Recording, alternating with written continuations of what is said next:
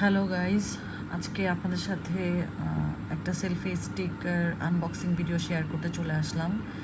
প্যাকেটটা খুলছি। আমি অনেক যাচাই বাছাই করার পর আমার রান্নার ভিডিও করার জন্য প্লাস টুকটাক বিভিন্ন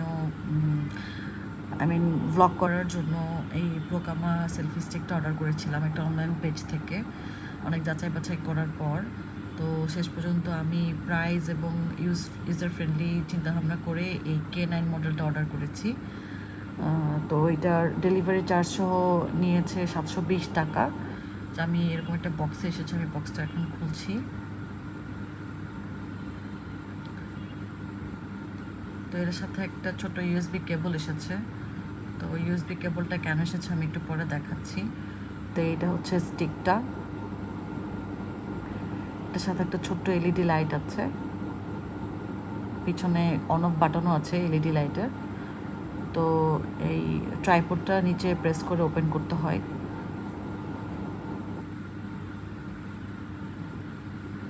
আমি এটা ওপেন করে নিচ্ছি এখন।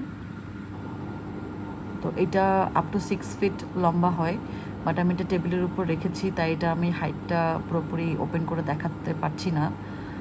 আর এটার সাথে একটা ব্লুটুথ কানেকশন দেওয়া অন অফ বাটন আছে, যেটা দিয়ে আপনি দূর থেকে মোবাইলের ক্যামেরাটা কন্ট্রোল করতে পারবেন। আর এই ইউএসবি চার্জারটা দেওয়া হয়েছে এটাতে, যে লাইটটা আছে সেটাকে চার্জ করার জন্য। এলইডি লাইটটা ছোট একটা লাইট, এটাতে 3টা শেড হয়, নর্মাল লাইট, ওয়ার্ম, একটু ইয়েলোইশ টোনের আর একটু ব্লুইশ টোন।